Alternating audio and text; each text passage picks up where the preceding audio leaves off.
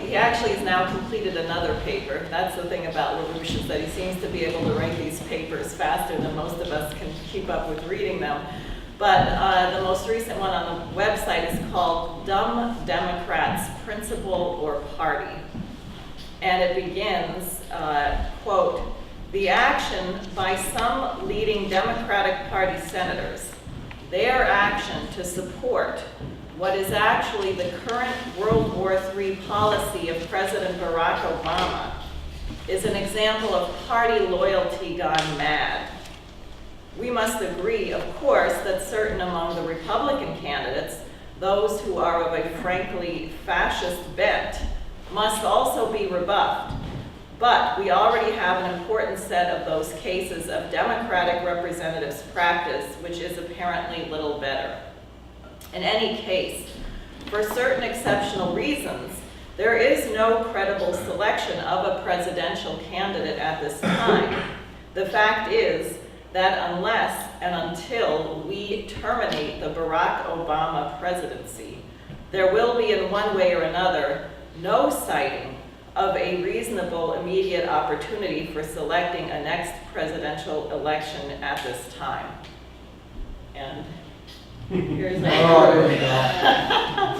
All right, and you could ask it another way, which is, do you think we should have the election before or after World War III?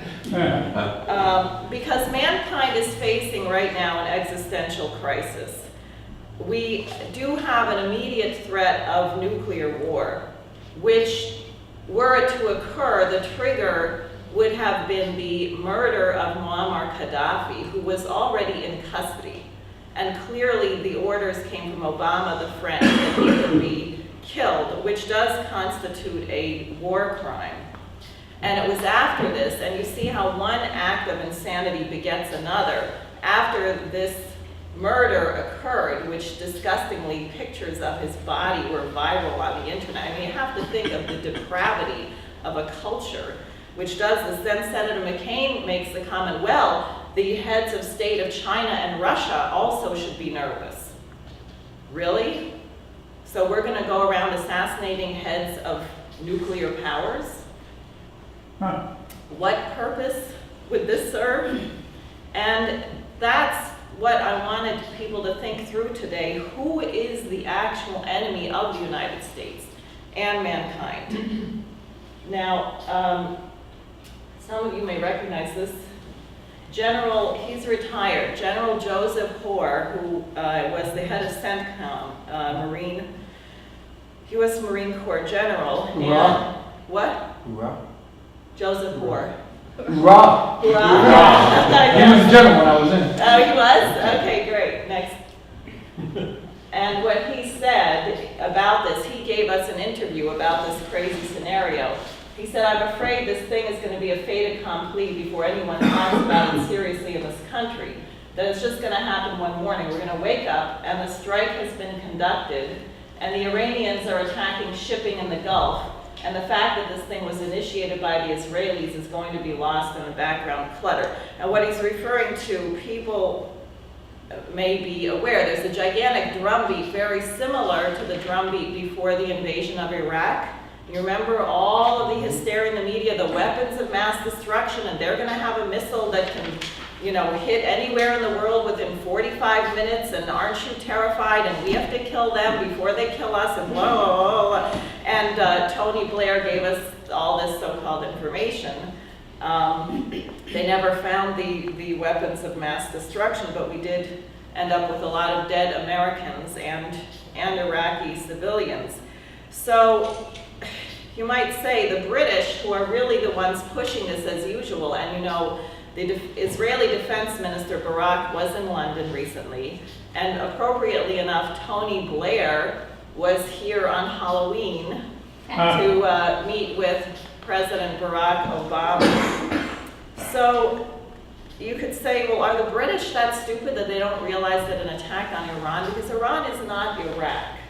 Iran's nuclear power plant was built by the Russians. There are Russian and Chinese scientists in Iran. The Russian foreign minister said that if there is a strike on Iran, that this will lead to World War III. So do the British realize that that's what they're talking about? Yes. Obama's controllers do realize that that's what they're talking about. But their issue is that they don't mind a nuclear war because their view, and I'm sure you've heard this from various sources, is that the world is overpopulated. And really, the world should only have, Obama's science advisor says the world can only have 1 billion people. So that's 6 out of 7 people right now that would have to be eliminated by that standard. And a nuclear war would do that pretty well. So anyways, I thought, I never got to do this, but we should have a round of applause because we got over the 7 billionth person. And Sure, the British were upset by that. they are very upset. And the really fun thing is, people here may know that the state of New Jersey is the most densely populated state of the United States. And if you were to extrapolate, we have about 1,200 people per square mile. Now, if you were to extrapolate that for the land area of the United States as a whole, does anyone know how many people the US would have? It's a lot more than we have. Yeah, something like 1.9 billion or something like that. It's 4.3 billion. 4. Wow. Yeah, 4.3 just in the US alone. If you had, and I'm sure everyone noticed on your way here, the land was totally desolate. You probably didn't see a single tree. There's no wildlife, no farms. It's just, you're packed in wall to wall. It's terrible.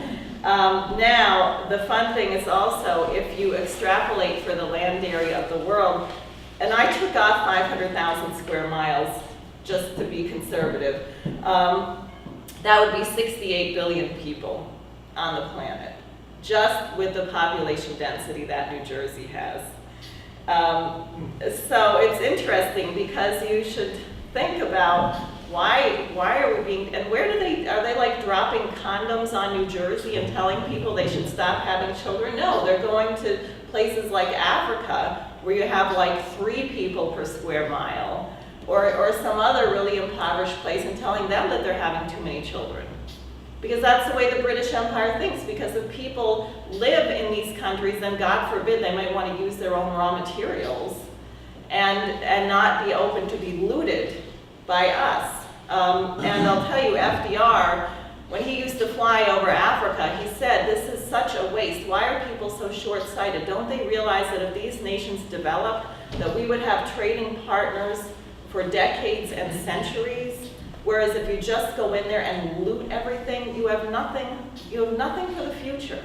You have nothing for the future. And think about what's being blamed on population growth, the weather. Man-made global warming because of all these people. All of it, probably New Jersey is like gonna melt. We're having a tropical climate. So anyway, and I'm gonna come back to that because this is very important. But there are other threats than nuclear war, which require Obama's removal from office. And the leading one, which people have some sense of, is the fact that the entire transatlantic financial and monetary system is right now totally bankrupt. And if you look at Europe, and this is part of the reason why the world is so unstable, what you have is government upon government falling. And the governments like Greece, Slovakia, Italy, in every case, the people being brought in to replace the heads of state are bankers. They don't even have a pretext that it's political. They don't even have a political party. Most of them actually were on the board of Goldman Sachs. So what you have is a banker's dictatorship where, and what they're proposing, by the way, is they're saying these countries are so unstable that we should not have any more elections. So that after they impose their dictator, then they're going to have a real dictatorship and have no elections, so you can't get rid of the person. And what's the idea? Crush the population. Make sure that they pay up. Make sure Goldman Sachs gets the bailout. It is identical to what was done here, what Obama did on behalf of Standard & Poor's and Moody's and the British Empire, where he imposed, people remember, the super committee. And the super committee is a non-elected, we have a Congress. We have a Congress, I'm running for Congress, and we have a Congress because the American people are supposed to have representation in the federal government. one of the main things that you want a congressman for is to deal with the economy of the nation. If your part of the country has massive flooding or wildfires, or you would hope that you had representation that could actually address some of these issues. Or if you think the nation should have a national mission or purpose, like the space program, you want people to represent you. That's what our Constitution is based on. He threw that out the window, and our silly Congress went along with it, just like members of the German Reichstag when Hitler came in and said, we have a state of emergency and I don't have time to go through all the normal parliamentary procedures, so I need authorization to rule by decree. And what you had from Obama and Standard & Poor's and Moody's saying, we're gonna downgrade your debt. Well, who cares? But we're supposed to care about that. We're going to downgrade your debt unless you figure out how to cut $4 trillion out of your budget. And what do you say? And not the bailouts. Not the bailouts. We've spent $26 trillion on bailouts. We're going to keep those. But we're going to cut defense, Social Security, and Medicare. Social Security and Medicare are not part of the budget. People pay into that from their paychecks. So it's just insane, and what apparently is one of the main people in the super committee, and I've gotten all these emails from the AFL and the Democratic Party and so on saying we have to stop the super committee. Well, the main person on the super committee pushing the cuts and calling for $7 trillion instead of $4 trillion is John Kerry, a Democrat. He's the one, and they're threatening the Democrats in the House of Representatives that you have to go along with this. So and that's what LaRouche is saying. Both parties are failing to represent the population. Both of them at the top are run by Wall Street, and that's why you could have such a pathetic grouping. I mean, I don't think, is anyone inspired by anyone that you see running for office anymore? I mean, you just, so anyway, at least on that level. So we have a hideous crisis where they just want to crush the population. People may know here that when Obama came to Patterson, because of the floods, they took money from Joplin, Missouri, to give to New Jersey. Joplin was wiped out by a tornado. Why can't they give money to both? Because the Federal Emergency Management Agency is out of money. And they cut their emergency food and housing by about 40%. And if you look at what's happening with food banks all over the country, the need for emergency food has doubled. So a lot of these places are just shutting down. We're actually facing food shortages by the spring. And then on top of this is that we have what you could call a galactic crisis, which everyone's noticed, the so-called extreme weather, right? Earthquakes, large numbers of earthquakes that are over 6. Volcanoes like Iceland, floods, which people around here have experienced a fair amount of, tornadoes, wildfires. And this is not caused by human activity. It's worth thinking about the development of our planet and how much our planet has changed over the 4 billion or so years that our solar system has existed. And we're about middle-aged, just so in case you're wondering. It'll be like another 4 to 5 billion years before the sun expands and we get burned up and then the thing collapses. So we have a few billion years, maybe, before that happens, to figure out how to get off the planet. But think about what happened with the dinosaurs. Everyone knows that there were dinosaurs and they went extinct 65 million years ago. None of them drove automobiles. As far as we know, they didn't cook their food. They didn't use fossil fuels. So what caused them to go extinct? Why did they go extinct? Well, no one actually really knows, but there's a lot of evidence that there were things like giant meteors and asteroids and volcanoes, and there were giant, changes on the planet, and the dinosaurs disappeared. They got wiped out. They couldn't handle it. And then 250 million years ago was a massive, massive extinction crisis, the Permian Triassic, where literally 96% of all species on the planet just were wiped out. And this is really wild, even the insects. Everything wiped out, with very few species remaining. Now, knowing this, knowing that our planet goes through these cycles, and they're huge and they change everything, why would people just be so gullible as to say, oh, the weather, the climate change is obviously happening because we're overpopulated and you had too many people exhaling, and when you exhale, you produce carbon dioxide, and doesn't it make sense that God would create a universe where inhaling and exhaling would destroy it? I mean, it's just crazy. It's as if the planet, once human beings arrived on the planet had reached stability, and it was never going to change again. And the evil human activity is destroying everything. So anyway, I mean, these beliefs are wild.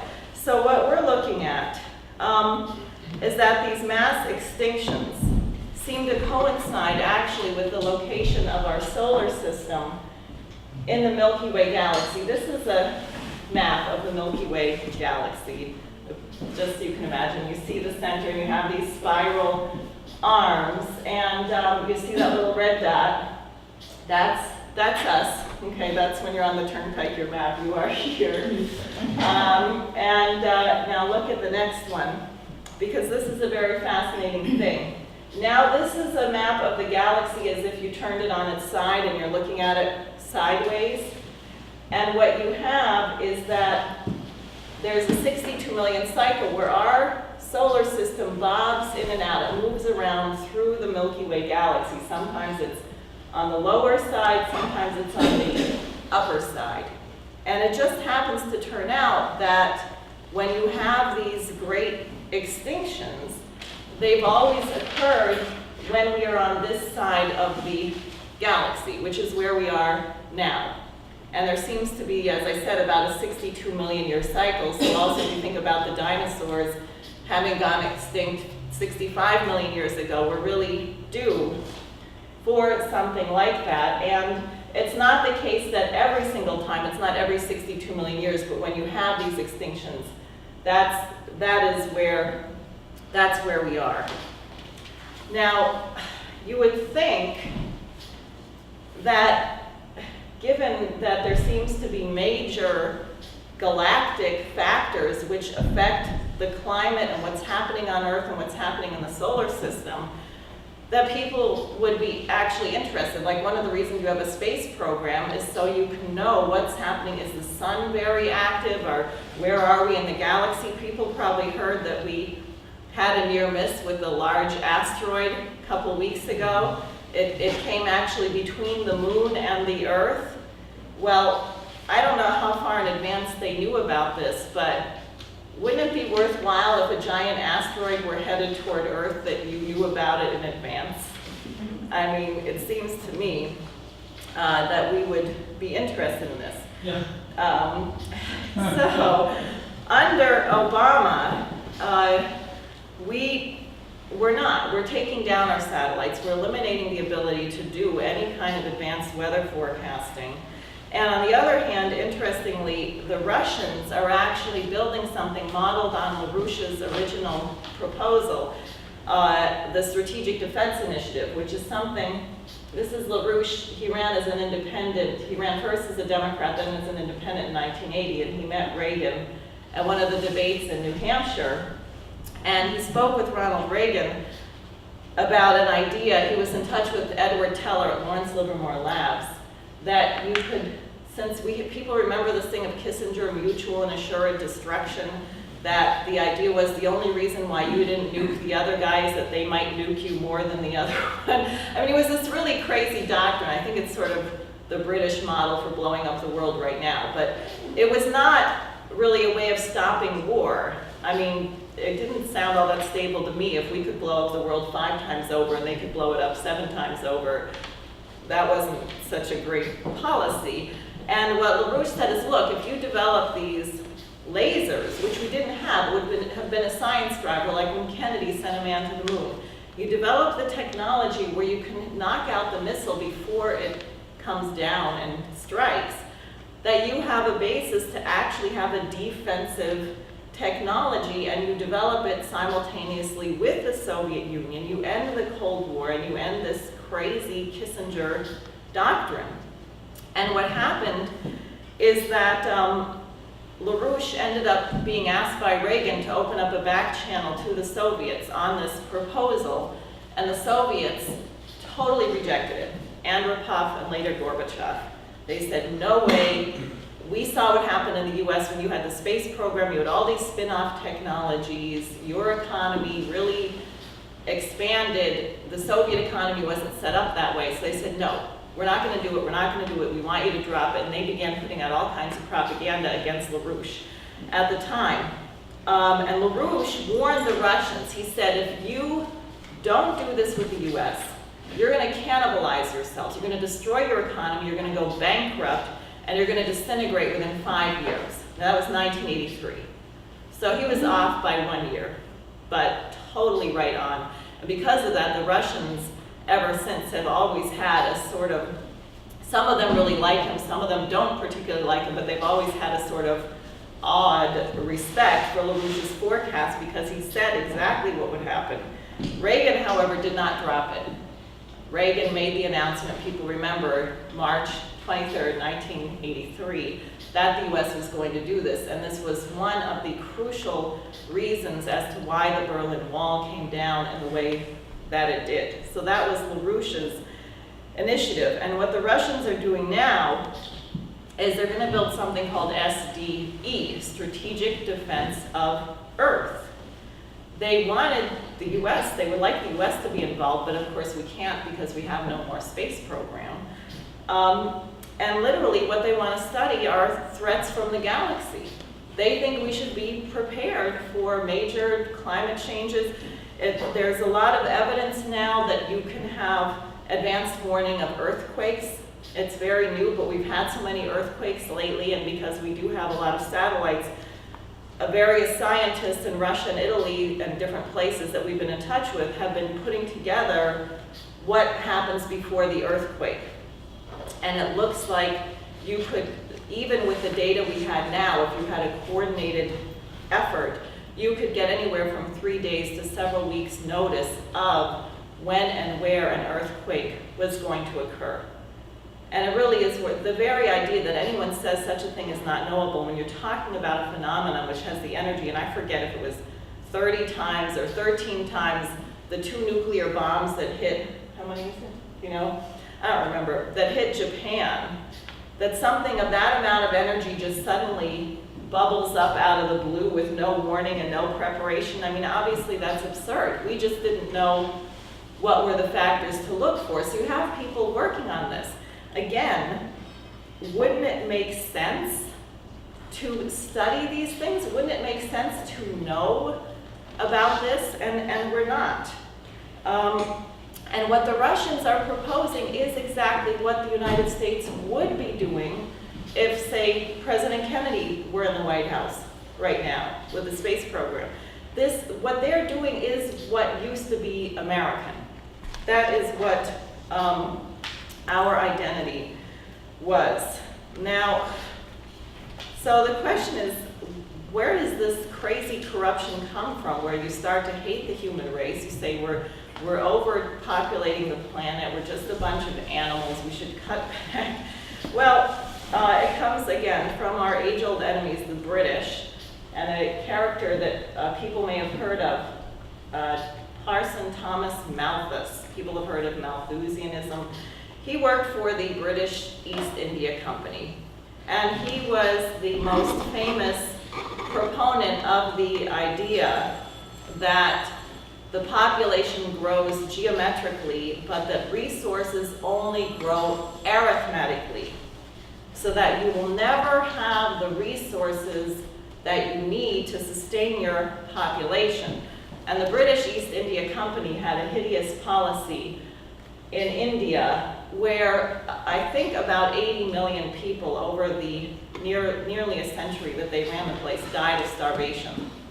And it was very deliberate. If you want to cut population, starvation is quick.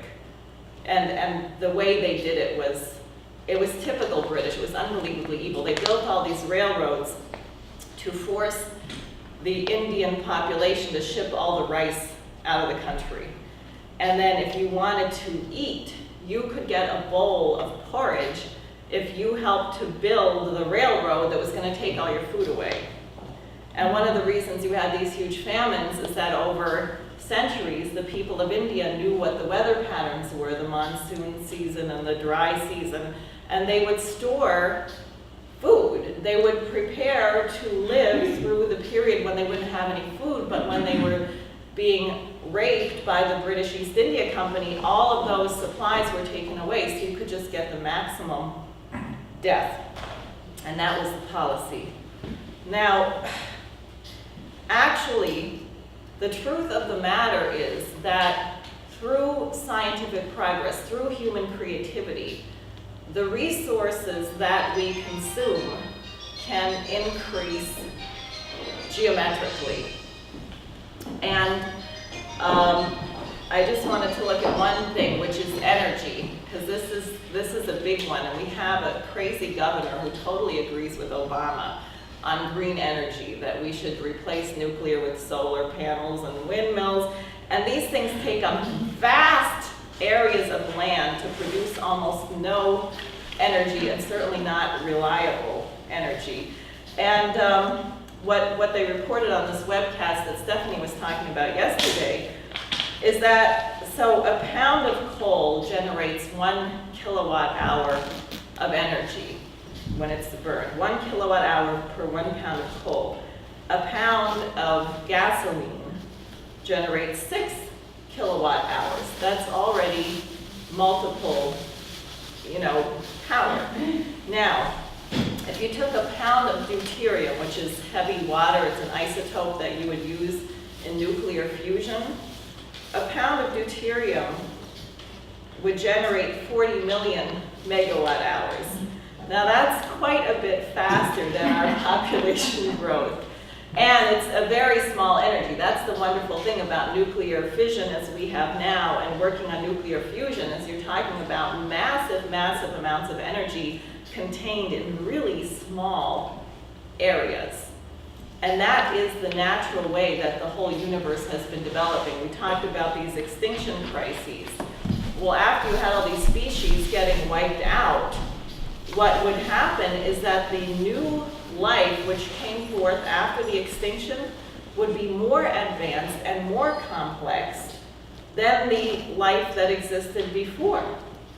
So what you see is that the entire development of the universe, and it was after the dinosaurs that went extinct, and you had a few mammals, and they were really pretty poor. I mean, they were tiny, they were like mice, and they didn't have much hair.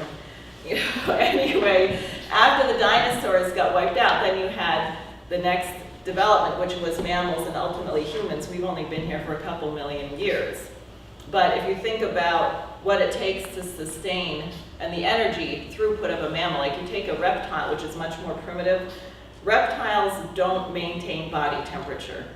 Like snakes like to lie out in the sun and get warm, or the crocodiles come out on the rocks, because that's how they get their body temperature up, so they can then have the energy to go catch something to eat or whatever. And then once they eat, like a snake that eats a couple rabbits or something, it might not need to eat again for 3 or 4 months. So they have very low energy throughput, whereas you get to mammals, they have fur, they regulate their own temperature, they can move very quickly. So what you're seeing is that actually, contrary to all this stupid nonsense taught in the universities about the so-called second law of thermodynamics, the law of entropy, right? That the universe, there was a big bang, and then everything's like spreading out, and it's getting less and less and less energy, and at a certain point, it's all just gonna stop. And that's it. So don't think you can do anything. Don't think that there's any point in fighting for anything, because it's all going to come to a horrible, freezing cold end. And actually, when you look at the development of the biosphere, it's the total opposite. every extinction led to more and more advanced life. So wouldn't you think that human economics should do the same thing? Isn't it natural that we start burning wood and then we figure out how to use coal and then we figure out how to use petroleum, and every source of energy requires a smaller and smaller amount of resources and becomes more and more energy dense? That's exactly in coherence with the way the entire universe has been developing. And unfortunately, not the way that we think. Now, I wanted to look at, besides energy, this is very interesting with food, because one of the things, and you do have real problems with companies like Monsanto who want to have patents on certain genetic types of seeds, or what they've done to dairy, where you only have like 4 strains of cows in the whole country, so if you get a disease, everything gets wiped out. So I'm not endorsing that kind of policy. But there is such a thing as genetically, breeding food and using science to develop healthier food. Now look at this. That little thing on the left side, teosynthesize, I think that's what it's called. That's what corn used to be. This little thing like grass. You could hardly get, you want to eat that thing? There's no nutrition in that. That's what corn used to be. That's what corn came from. And then what we did was, working on this, figured out how to grow an actual ear of corn, which had some substance to it. And again, you're increasing your resources geometrically. And what it looks like is, from the case of energy and also, frankly, food production, we can increase our resources at a faster rate than the population is going to grow. So all of this nonsense about Malthus and it's a big fat lie to serve the oligarchical view, which is that a teensy-weensy elite should rule over the rest of the planet. Now, what I wanted to do, and I wanted to say, because here we are in New Jersey, and it is interesting, what our state, for example, has contributed to the nation. Like the outlook of Alexander Hamilton, who created the city of Paterson. It was supposed to be a major industrial center, and it did become one later. Or Edison, Einstein. This really is the identity of the United States, this kind of scientific progress. Now, what I wanted to do is, we're going to listen to a couple of short speeches. One, and I actually thought that this was a Saturday Night Live spoof when I heard it, but it's actually not, unfortunately. It's actually for real. And it's Prince Philip, the infamous founder, the Queen's royal consort, who founded the World Wildlife Fund, who once said that he wanted to come back as a deadly virus so he could take care of the overpopulation problem. And he's introducing this crazy Sir David Attenborough. And you'll hear, and this was March of this year, not a long time ago, and it's not a Saturday Night Live spoof, it's for real. So, okay.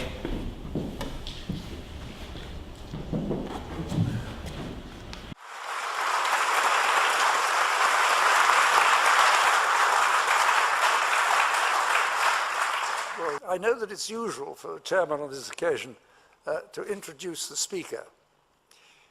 Well, if there's anybody here who doesn't know practically everything there is to be known about Sir David, you shouldn't, I don't know why you've come. So I will take it you know exactly who's going to talk to you, and you know exactly how much interest he takes in the future of the globe. And I think all I can say is to thank him very much for sparing the time to come and talk to us this evening. 50 years ago, on April the 29th, a group of far-sighted people in this country got together to warn the world of an impending disaster. Among them were a distinguished scientist, Sir Julian Huxley, a bird-loving painter, Peter Scott, an advertising executive, Guy Mountford, and a powerful and astonishingly effective civil servant, Max Nicholson, and several others. They were all in addition to their individual professions, dedicated naturalists, fascinated by the natural world, not just in this country, but internationally. And they noticed what few others had done, that all over the world, charismatic animals that were once numerous were beginning to disappear. The Arabian oryx, which had once been widespread all over the peninsula, had been reduced to a few hundred. In Spain, there were only about 90 imperial eagles left. The Californian condor was down to about 60. In Hawaii, a goose that had once lived in flocks around the lava fields of the great volcanoes had been reduced to 50. Thanks to the vigor and wisdom of conservationists, no major charismatic species has yet disappeared. Many are still trembling on the brink, but they are hanging on. Today, however, overall, there are more problems, not less. More species at risk of extinction than ever before. Why?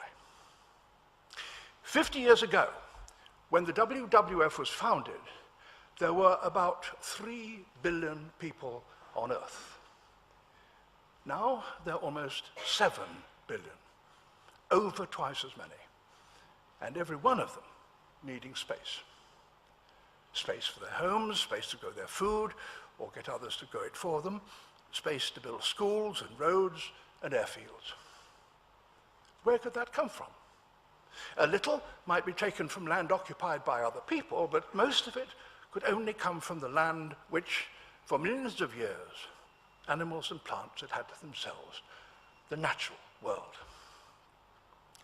But the impact of these extra millions of people has spread far beyond the space that they physically claimed. The spread of industrialization has changed the chemical consistency of the atmosphere. The oceans that cover most of the surface of the planet have been polluted and increasingly acidified. And the Earth is warming. Okay. So, therefore, we've decided to launch a nuclear war. I mean, that's who's pushing us. And LaRouche said there's been a bit of an update because for the last couple of weeks, since the interview with General Hoare, and it became very clear that people were pushing this war with Iran, which will quickly get out of control. We went, at Mr. LaRouche's insistence, on an extremely aggressive effort internationally to say this is insane, it has to be stopped, there's nothing to gain from this. And what he reported yesterday is that there is somewhat of a shift in the United States, that the American military doesn't think that this is such a great idea. But he said the problem is you are not thinking about what lengths the British would go to, and that's the factor. So he said, don't be delusional that this is somehow off the table because there's now a certain opposition in the United States, because that will not be sufficient. And remember, what Hoare was discussing, and it would be the obvious way to launch it, is for the Israelis to strike Iran. And that would pull everybody into this thing. And it's a typical British game. You know, they set things up here, are you for or against Israel? Well, this would be a perfect way to use Israel as a suicide bomber. Because what's going to be the advantage to Israel to turn to blowing up the entire Muslim world surrounding itself? So people who are pushing the idea that Israel should strike Iran, anyone saying that, and then saying they're a friend of Israel is really, that's quite something. That's quite something.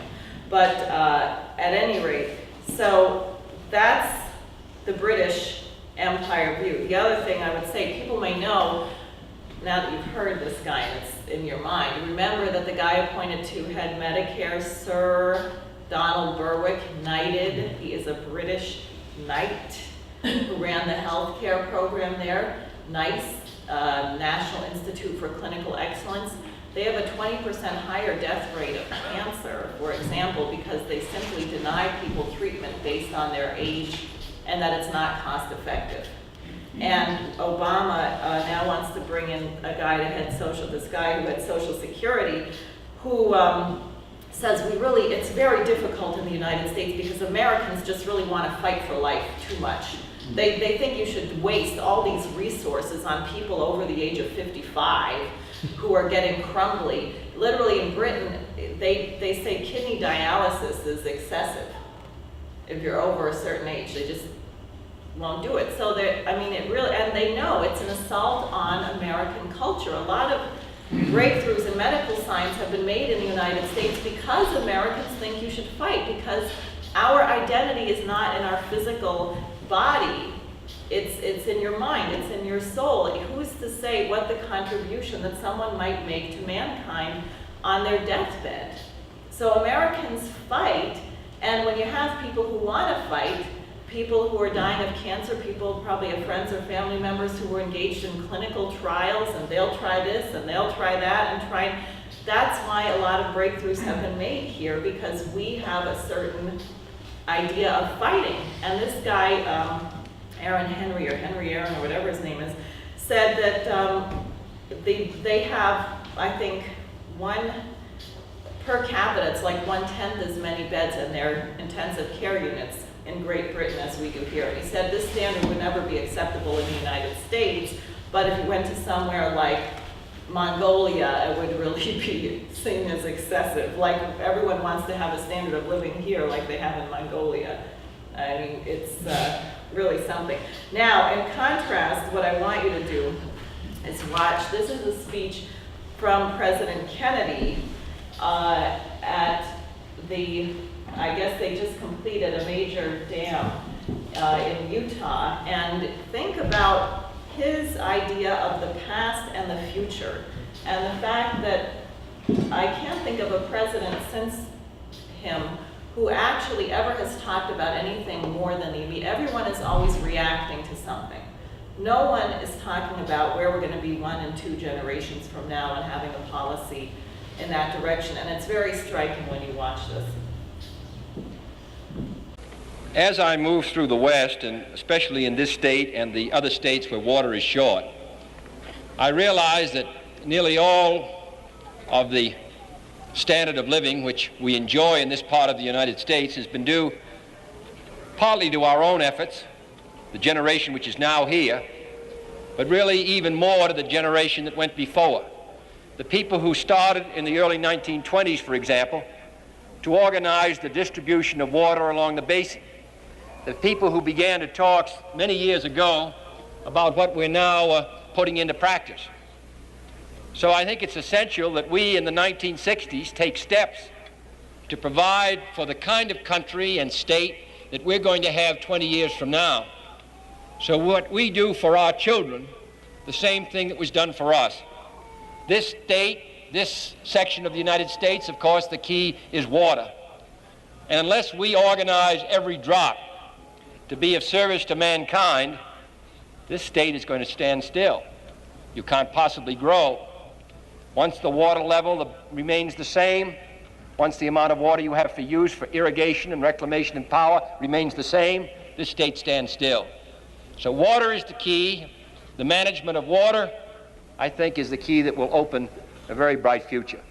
You will only perceive it very slightly in the next few years. But those who come after you, they'll know it, and they'll remember with appreciation. I'm particularly glad because Senator Morse has preached the doctrine of the wise use of water with, I think, more vigor almost than any member of the United States Senate. He's chairman of the subcommittee on irrigation and reclamation. He learned this lesson the hard way, as anyone must who lives here.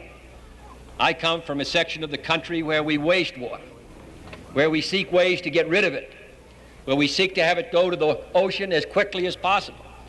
It's just the reverse here. And therefore, those of us who come from a section where water is in surplus, I think it's valuable for us to come and feel that hot sun and fly over this country and see only on occasion where there are water resources, and then realize how important this project is. But the important thing to remember is for 50 years, men have been talking about this project. It's now a reality. What are we going to do now so that 50 years from now, the people who live in Utah and the United States will feel that in the early 60s, we made the proper decision for the management of our resources? So that's different, a little different.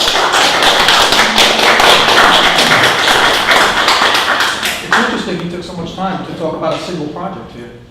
Yeah, and he did all these, like the speech I played at the other meeting you came to was something different. It was another project. You just don't realize, that was really how we thought. And I look at New Jersey where you go to certain areas and you have thousands of machine tools. I mean, all this stuff is shut down now. But we did produce like crazy. And it was that way in many parts of the United States. So what you have is two systems. The American system and the British system. Is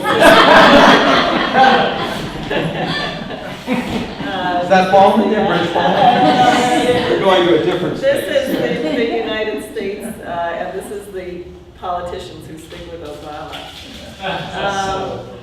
And we're now at the breaking point where you cannot have both systems, that actually the human race is not going to survive if we try and stick to this system.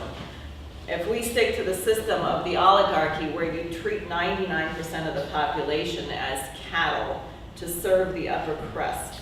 And it's not simply that it's immoral to treat any human being like that, which it is, but unless you actually commit mankind to scientific progress and to valuing the creative potential of every single individual on the planet, then we are not going to make the discoveries that are required to avert our own extinction crisis, which may be in the very short term. And it is outrageous that we don't even know that because we have so much taken down our scientific capability as it is. So that's why almost a year ago, Mr. LaRouche asked the 6 of us to run for US Congress. And he's been very explicit in the recent days, as he was when he asked us to run. He said, these are not local campaigns. You're running in a local area. I'm running in a local area for Congress. But that the 6 of us are a voice for national policy. And our fight is to save the United States and mankind from this peril, and that we have to do this now. That this is a battle that is going to be determined well before the November 2012 elections. Thank